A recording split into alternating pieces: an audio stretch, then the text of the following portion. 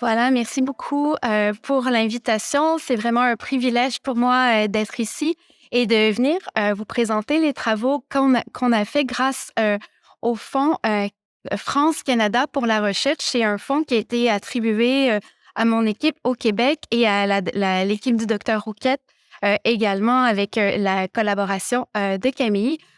C'est un fonds qui est attribué pendant la pandémie pour essayer de faciliter les collaborations entre les équipes de recherche pour mieux comprendre les effets de la pandémie sur la santé mentale et les conduites suicidaires. Euh, Désolée pour ça. Merci, désolée. Voilà, je disais aussi que les travaux dont je vais vous parler s'inscrivent dans le cadre de l'Observatoire pour la santé et l'éducation des enfants. C'est un observatoire qui regroupe 50 chercheurs de plusieurs universités au Québec qui est dirigé par la professeure Sylvana Côté à l'Université de Montréal. Et les deux mandats, en fait, de l'observatoire, un sont d'étudier les effets de la pandémie chez les enfants et les adolescents, tant au niveau de l'éducation, de la santé physique, des infections, de la santé mentale, et aussi de proposer des innovations sociales pour favoriser un meilleur développement des enfants dans un contexte post-pandémique. Donc, santé mentale et pandémie, qu'est-ce qu'on sait quant aux effets sur la santé mentale? C'est une question là, qui est simple, mais la réponse est vraiment complexe. C'est complexe parce qu'au début de la pandémie, il y a des milliers de chercheurs qui étaient bien intentionnés à travers le monde, qui sont mobilisés pour produire des connaissances très rapidement pour nous informer des effets de la pandémie, mais les connaissances qui ont été produites sont très hétérogènes en termes de design. Souvent, ce sont des études transversales où on a demandé aux jeunes ou aux adultes d'évaluer rétrospectivement la santé mentale. Hein. Depuis le début de la pandémie, est-ce que vous diriez que votre santé mentale est moins bonne, meilleure ou pas d'effet? Ça introduit des biais. Et ce sont surtout des échantillons de convenance, donc des échantillons recrutés sur les réseaux sociaux. Donc ça fait en sorte qu'il y a beaucoup de bruit, beaucoup d'interférences et le signal, le message est très difficile à détecter. D'ailleurs, avec un collègue, le docteur Nicolas Chady, au début de la pandémie, on nous a demandé de rédiger un commentaire pour le Canadian Journal of Public Health pour résumer, en fait, les connaissances sur les effets de la pandémie sur la santé mentale des enfants et des adolescents. Et à ce moment-là, il y avait très, très peu d'études qui étaient longitudinales, c'est-à-dire qui avaient mesuré la santé mentale avant la pandémie pour bien mesurer les effets quant au changement. Et les résultats des quelques études qui existaient étaient mixtes. On ne pouvait pas conclure à quoi que ce soit. Peu d'études chez les enfants et les adolescents. Les études étaient surtout réalisées chez des jeunes adultes et des échantillons d'étudiants universitaires. Et il y avait très peu d'études canadiennes. Donc, dans ce contexte-là, pour l'Observatoire, on nous a demandé d'entreprendre une revue systématique de la littérature en direct. C'est-à-dire que depuis maintenant plus d'1 an, on suit à chaque mois la littérature scientifique pour essayer de comprendre puis de cerner les effets de la pandémie sur la santé mentale et les conduites suicidaires des jeunes. Pourquoi, en fait, continuer à survoler la littérature alors que la pandémie et du moins les mesures sanitaires sont derrière nous? Mais c'est important, en fait, je pense, de bien comprendre de comprendre les effets pour mieux orienter les services. La surveillance nous permet de comprendre quels sont les besoins. Est-ce qu'on a besoin d'intervention auprès de quelle population? Ou est-ce que, par exemple, on n'a pas besoin d'intervention, donc il faut éviter de gaspiller les ressources. Donc, notre revue en direct de la littérature porte principalement chez les jeunes qui vivent au Canada de moins de 25 ans. Et on s'est intéressé aux changements dans la santé mentale, à la fois les symptômes, les diagnostics ou l'utilisation des services en santé mentale, donc principalement les visites aux urgences. Et on mesure le changement. Donc, les études incluses sont soit des études qui comprennent des évaluations avant la pandémie, 2 ans avant, entre janvier 2018 et mars 2020, et pendant la pandémie, où on s'intéresse encore aux changements au cours de la pandémie. Ce sont des études avec des études longitudinales ou transversales à mesure répétée qui ont mesuré les mêmes construits à différents moments. Donc, aussi, pourquoi s'intéresser au Canada? C'est sûr que l'Observatoire, c'est québécois, donc on veut informer les politiques québécoises, mais aussi c'est que les pays ont beaucoup différé dans la façon de gérer la pandémie. Le Canada là, a bien performé en termes de vaccination, d'infection, de décès, mais par contre, les mesures sanitaires qui ont été mises en place étaient particulièrement sévères avec des longs jours de fermeture d'écoles, la fermeture des transports publics, l'interdiction également des rassemblements, des rassemblements sociaux. Donc, l'importance encore pour diminuer un peu l'hétérogénéité de regarder ce qui se passe au Canada. Donc, jusqu'à maintenant, on a dépisté, on a identifié 10 635 articles uniques. Et on en a sélectionné 59 qui remplissaient nos critères d'inclusion et d'exclusion. Et on a encore sélectionné 34 études qui portaient soit sur la dépression, l'anxiété ou le suicide, afin qu'on puisse réaliser là, une méta-analyse puis avoir des constats un peu plus homogènes. Donc, là, je vais vous présenter aujourd'hui les résultats préliminaires d'une méta-analyse qui sont les méta-analyses qui portent sur les études qui ont regardé les changements avant la pandémie versus pendant la pandémie. Hein? Donc, il y avait seulement, à travers toutes ces études-là, 10 articles qui ont regardé les changements dans les symptômes dépressifs. Les designs, en général, étaient longitudinales en population générale, surtout de l'Ontario, 2 études du Québec seulement. Généralement, c'était des enfants et des adolescents. Et la plupart des études ont regardé la santé mentale en 2020.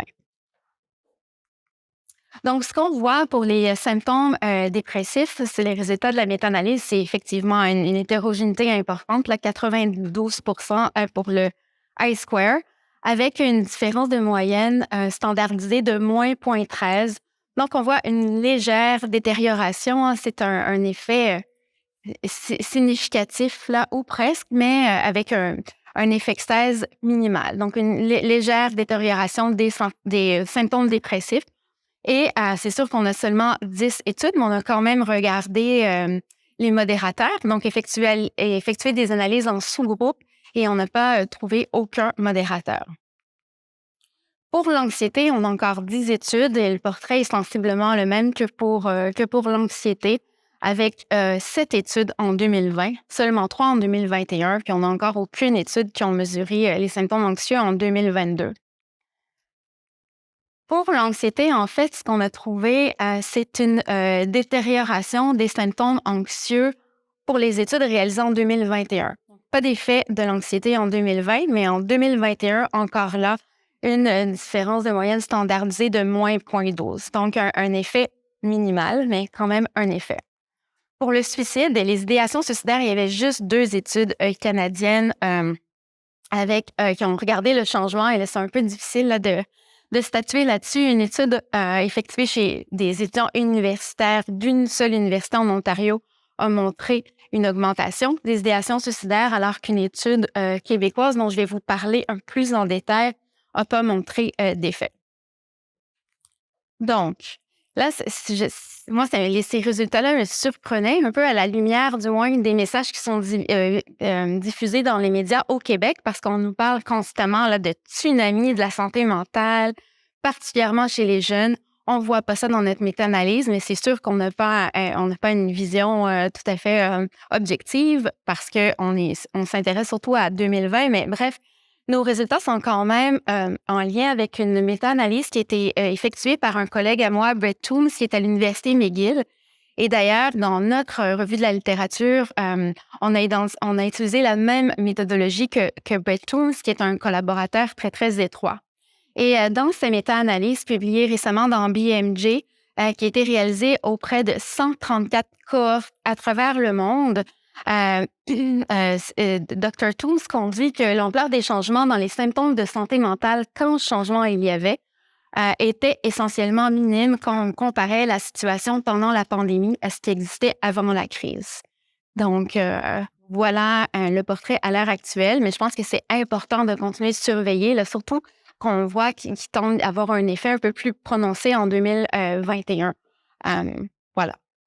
Donc, rapidement, je vais juste vous présenter une étude maintenant québécoise réalisée en collaboration avec Dr. Alexandra Rouquette, qui porte sur l'étude longitudinale des enfants du Québec, ou l'ELDEC. L'ELDEC, c'est une cohorte de naissance d'un peu plus de 2000 enfants qui sont nés en 97-98 d'une mère vivant au Québec.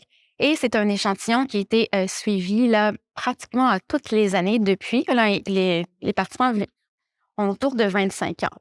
Mais dans l'échantillon, en fait, on a des mesures de dépression et d'anxiété à l'âge de 20 ans, avant la pandémie, en 2018. Puis à l'été 2020, on a encore mesuré les symptômes de dépression et d'anxiété des participants avaient 22 ans. Puis à ce moment-là, on s'est dépêché, on a tout de suite publié une première étude où on n'a pas montré d'effet de la pandémie. À l'été 2020, c'est clair qu'il y a un effet de saisonnalité. Hein. C'était l'été. C'était aussi un moment où les mesures avaient été beaucoup relâchées. Et là, à l'hiver, printemps 2021, on a encore une fois mesuré la dépression, l'anxiété, mais on avait une mesure d'idéation suicidaire et de tentative de suicide. Et on avait encore la même mesure à l'âge de 20 ans. Donc, on était capable de regarder les changements. Et là, je vous présente cette étude-là qui vient juste d'être acceptée dans le Canadian Journal of Public Health. Et je l'ai réalisée en collaboration avec mon collègue de Concordia, Jean-Philippe Gouin. Et ce qu'on voit, on peut voir que les symptômes dépressifs ont quand même augmenté de façon significative après 1 an de pandémie. On voit aussi qu'il y avait une tendance à l'augmentation après 4 mois de pandémie, mais pas nécessairement aussi visible ou marqué qu'après 1 an de pandémie. Mais reste que c'est des effets qui sont quand même petits. Et on a aussi regardé si les jeunes qui avaient des symptômes dépressifs au-delà d'un certain seuil, donc dit sévère, avaient augmenté. Et ce qu'on voit, c'est que les symptômes dépressifs dits sévères sont passés de 6,2 à 9,7 après 1 an de pandémie. Pour les symptômes anxieux, après 4 mois de pandémie, là, il semblait y avoir une diminution des symptômes anxieux, mais une augmentation très, très marquée après 1 an de pandémie. Et on voit le même patron quand on s'intéresse aux symptômes anxieux dits sévères, donc passé de 5,3 en 2018, quand les jeunes avaient 20 ans, à 9,5 en 2021. Là, on a aussi essayé d'analyser des analyses de modération pour essayer de comprendre s'il y avait des jeunes qui avaient été plus marqués par la pandémie que d'autres. Et entre autres, comme moi, je m'inquiétais pour la santé mentale des jeunes qui étaient déjà vulnérables sur le plan de la santé mentale avant la pandémie, en pensant que ces jeunes-là, en fait, ça pourrait être plus difficile pour eux de faire face à la pandémie. Mais en fait, on a trouvé l'inverse dans cette étude-là. Ce qu'on a montré, c'est que les jeunes qui n'avaient pas de problème de santé mentale avant la pandémie ont augmenté légèrement pendant la pandémie, là, à la fois pour les symptômes dépressifs qui anxieux, mais que les jeunes, par contre, qui avaient des problèmes de santé mentale avant la pandémie, ceux-là se sont légèrement améliorés. C'est ce qu'on a trouvé. Est-ce que c'est un effet réel? Est-ce que c'est une régression par la moyenne? C'est aussi possible. On trouve ça également dans d'autres études, donc c'est un peu difficile à interpréter, mais reste que l'augmentation qu'on voit chez les jeunes qui n'avaient pas de problème de santé mentale avant la pandémie reste quand même un peu minime et leurs symptômes sont vraiment en dessous des jeunes qui étaient plus vulnérables. Pour les idéations suicidaires, on n'a pas trouvé, en fait, d'augmentation ni pour les idéations suicidaires, ni pour les tentatives dans cette étude. Reste qu'il y avait 7 des jeunes pendant la pandémie qui avaient dit avoir eu des idéations sérieuses pendant la dernière année.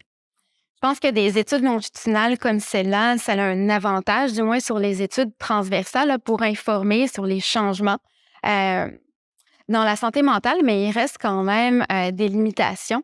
Premièrement, c'est qu'il y a beaucoup d'effets développementaux de la santé mentale pendant cette période-là.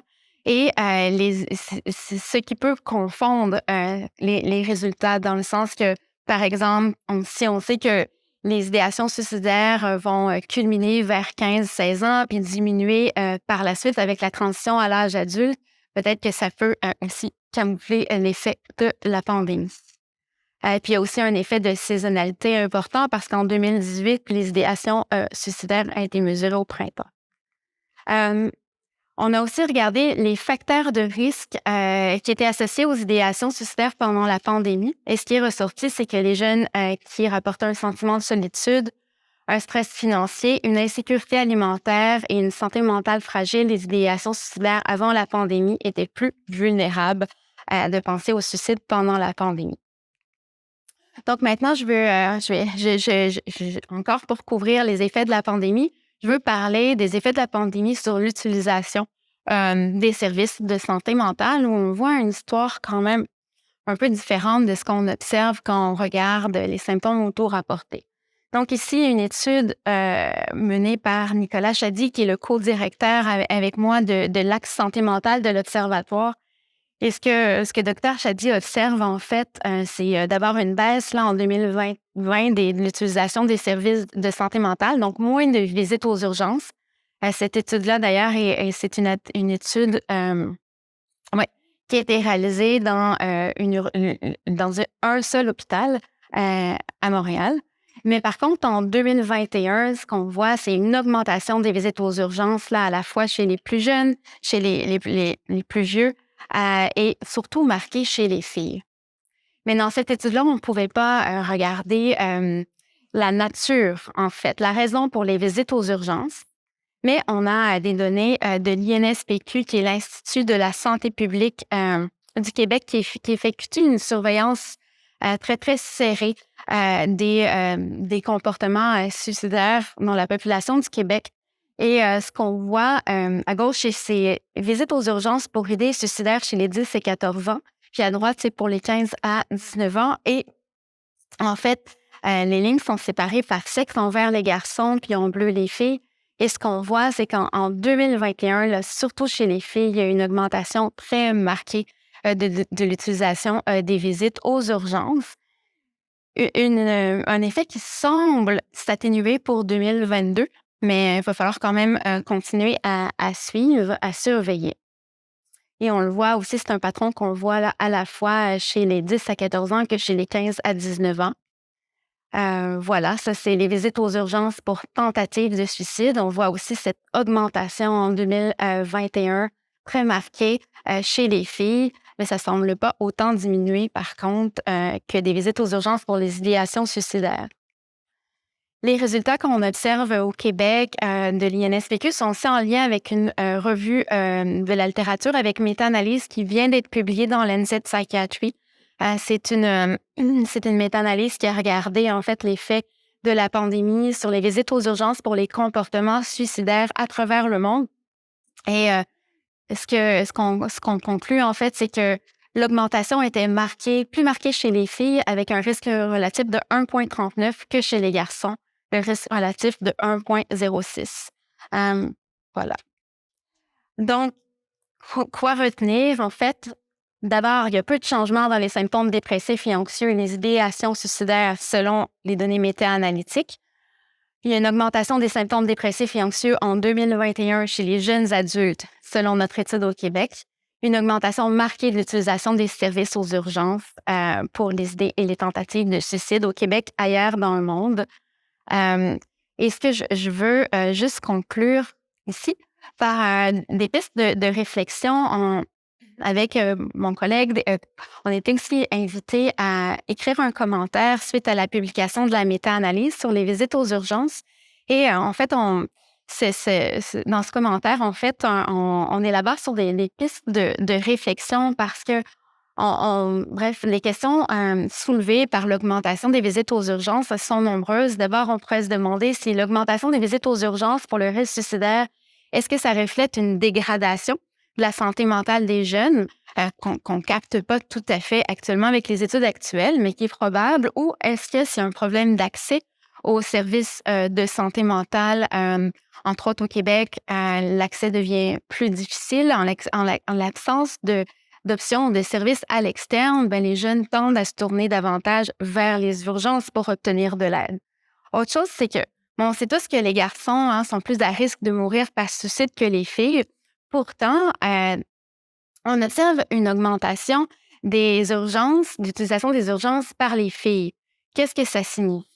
Est-ce que ça signifie encore là que les filles ont vécu plus de détresse, comme le montrent plusieurs études, ou est-ce qu'on doit se questionner plutôt sur la stigmatisation autour de la santé mentale chez les garçons, le manque aussi de services inclusifs en matière de sexe et de genre?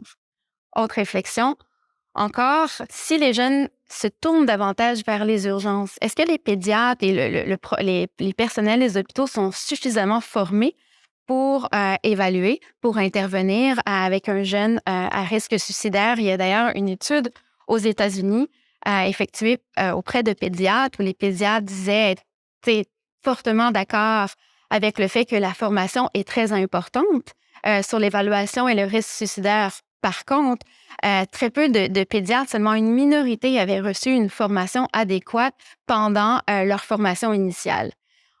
Une autre piste de réflexion, en plus d'évaluer et de prendre en charge un jeune suicidaire dans les hôpitaux, est-ce qu'on pourrait peut-être, je sais pas, penser à des services à long terme? Parce qu'on sait que les jeunes qui ont fait une tentative de suicide à l'adolescence vont être plus à risque de toutes sortes de problèmes à l'âge adulte. Donc, en plus de les stabiliser, de les garder en sécurité pendant la crise immédiate, est-ce que ça pourrait être aussi une plaque tournante pour les diriger vers d'autres services?